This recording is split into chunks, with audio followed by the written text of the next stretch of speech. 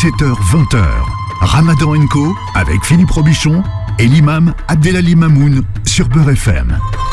Oui, on rêve tous de changer le monde, comme le disait auparavant le rappeur. Et Dieu ne change pas l'état d'un peuple tant que les membres de ce peuple ne changent pas ce qu'ils ont en eux-mêmes. Nous sommes les responsables de notre destin. Car Dieu a des serviteurs. Inna lillahi ibada idha aradu arada. Dieu a des serviteurs qui, lorsqu'ils veulent, Dieu veut.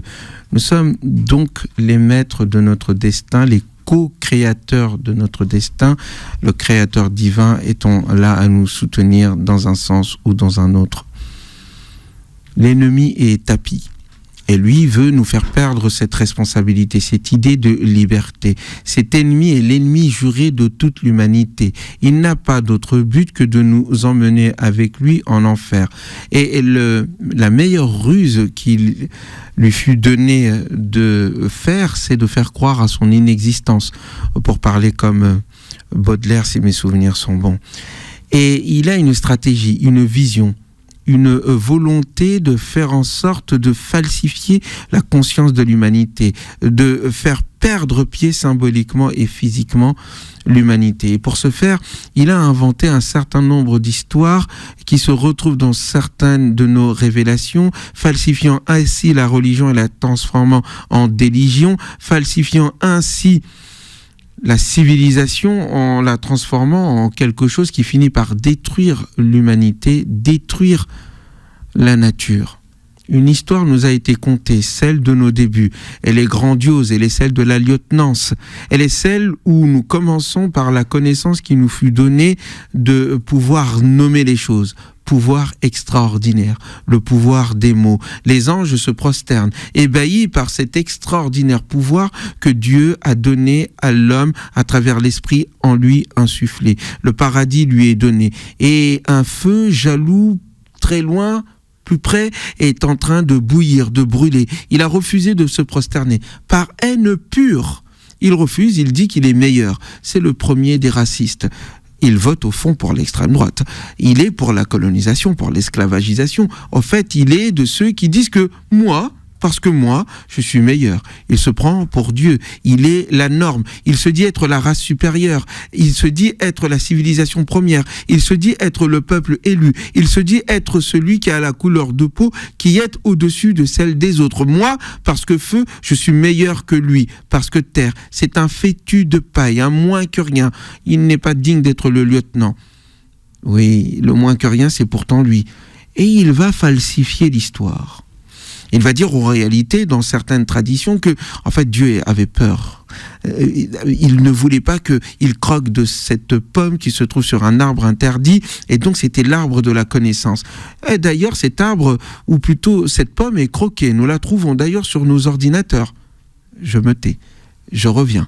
Et donc il falsifie en disant au fond que l'être humain a commencé dans l'ignorance et que la connaissance qui lui fut donnée a été volée par lui à Dieu.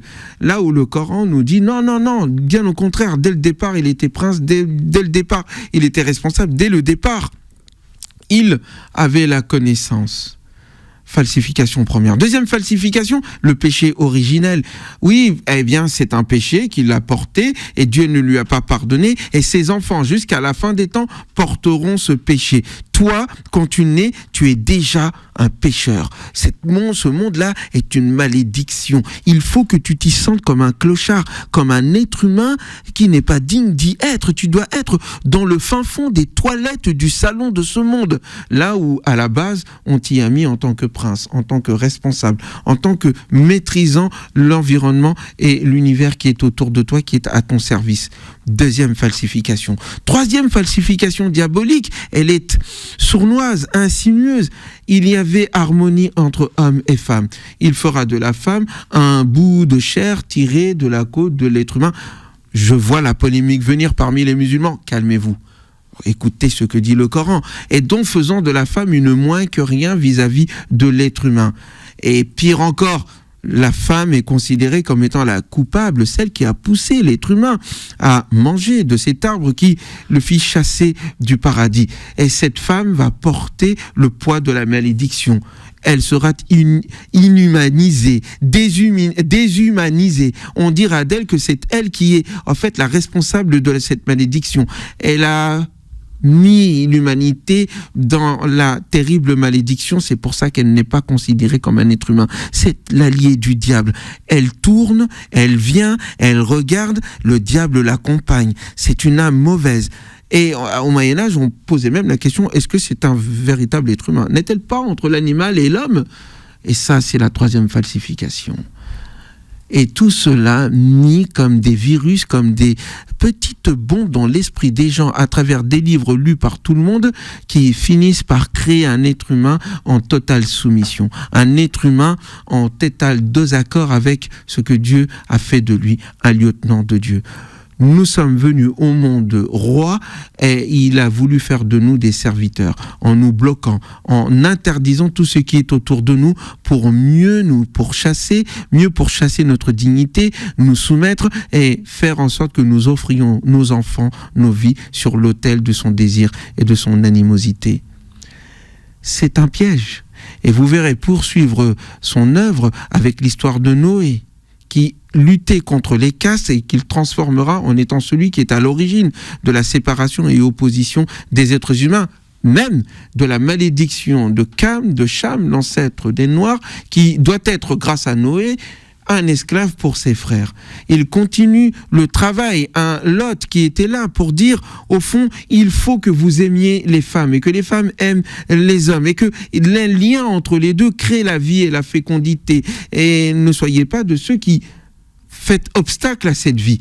Eh bien, ils transformeront ce dernier, Lot, lui et ses alliés, peut-être des chouillours ou peut-être des rabbins ou peut-être des évêques débonnaires, grabataires, et diront de lui, Lot, qu'il est au fait le fondateur de l'inceste dans cette vie.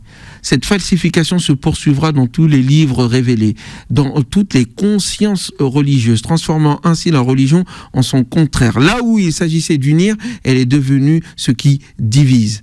Et le malheur dans l'ignorance est de confondre la religion avec cet opium du peuple qui nous est présenté et que d'aucuns, au nom de la laïcité, veulent confondre avec la révélation pour la parquer dans le petit coin de nos intimités. La religion n'est pas opium du peuple. La déligion, oui.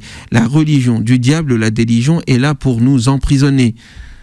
Il faut donc revenir à cette révélation qui insuffle l'esprit dans le cœur de l'homme, dans le cœur des peuples, dans le cœur des opprimés, et qui fait de nous des hommes, des femmes, des héritiers, des leaders qui transformons le monde.